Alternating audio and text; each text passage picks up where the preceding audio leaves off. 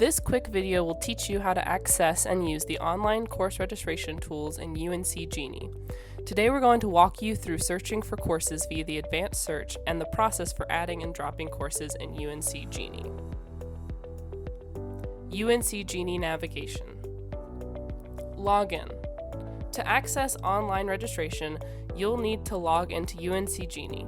To log in, select Enter Secure Area in the main menu.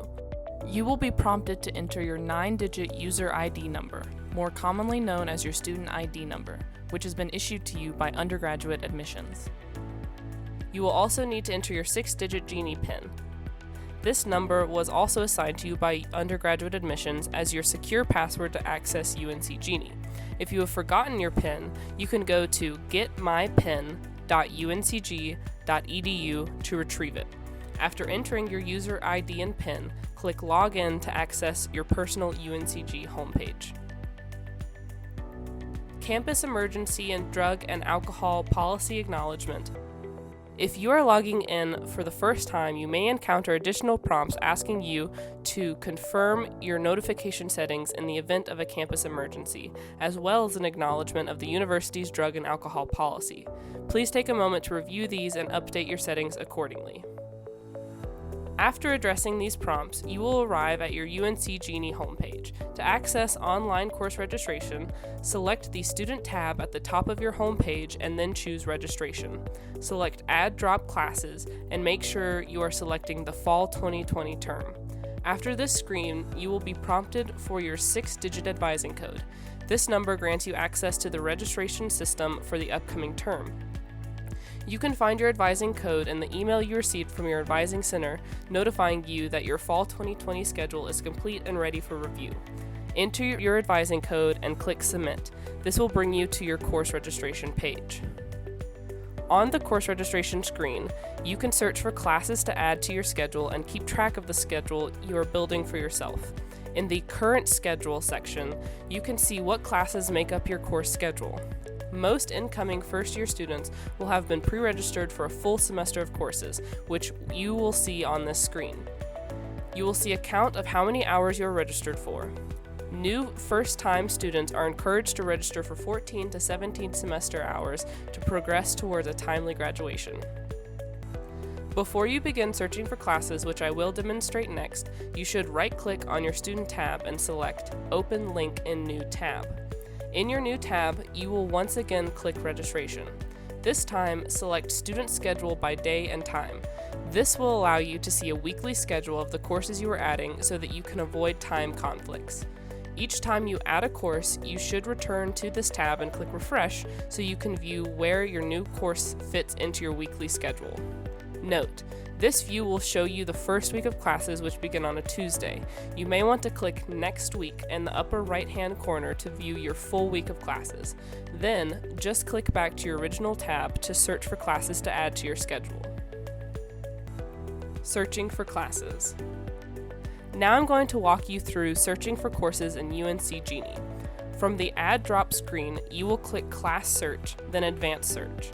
You can use your freshman-friendly guide found on Canvas to choose a subject and course number. If you are not sure of what the course prefix on your freshman-friendly guide stands for, please use the prefix sheet also found on Canvas. After you have chosen the subject and entered the course number, scroll down and click Section Search. For this example, we are going to search for English 101. Interpreting the search results. The first column is Select and will either have a checkbox or a C. If there is a checkbox, it means that there are seats remaining and you can check that box to register. If there is a C, that stands for closed and the class is full. The second column is CRN, which is the unique 5-digit number assigned to each section of a course.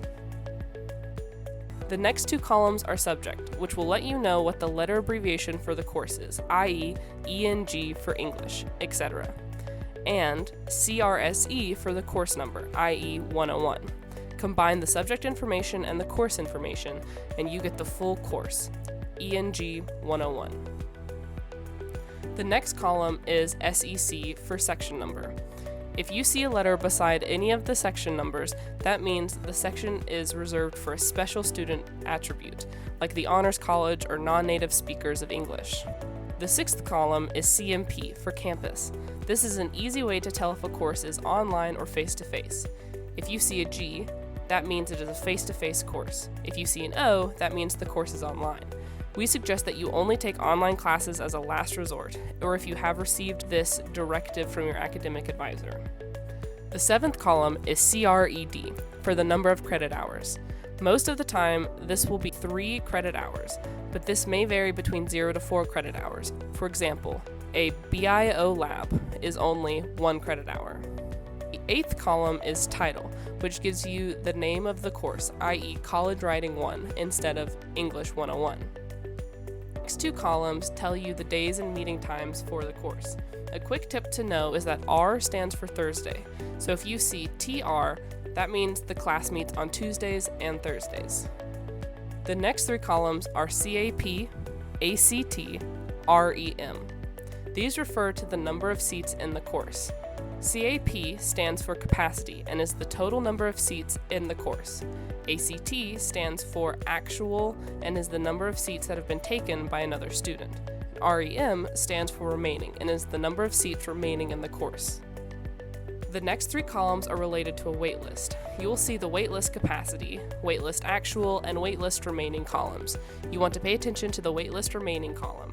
This column will let you know how many seats are remaining on the waitlist. The next column is the instructor column. This column indicates who will be teaching the course. If you see TBA, that means an instructor has not yet been assigned, but will be soon. The next column is the date column, which indicates that dates the courses will run. Be sure you're registering for courses that run from August to December. The location column will also be important to pay attention to, especially if your class times are close together. You may want to check your campus map to make sure you can get to all of your classes on time. If locations say TBA, no worries. Just make sure to check on UNC Genie before classes begin. Lastly, on the far right, you will see an attribute column. This column will let you know important information about the course you are searching. In this example, you will see the attribute column lets us know that a wait list is available if seats become full, and that the course will count as a general education reasoning and discourse GRD requirement. You may also see written permission required in this column if the course has a special attribute. If you do, try to find a section without the requirement.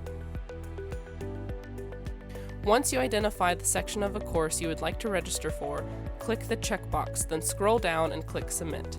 If a course has been successfully added to your schedule, it will say Web Registered in the status column.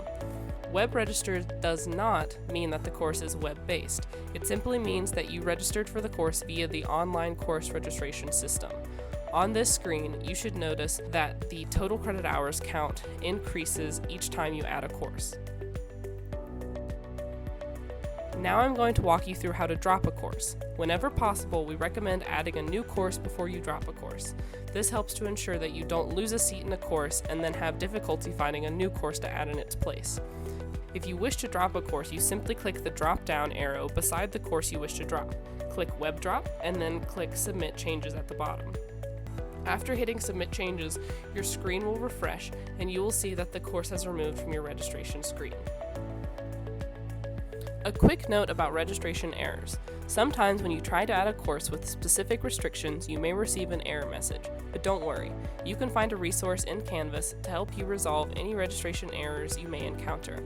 If you reference that resource and you're still having trouble, you can always contact your assigned advising center for assistance. Thanks for watching this registration tutorial video. If you have questions that were not answered by this video, please reach out to your major's advising center for additional assistance.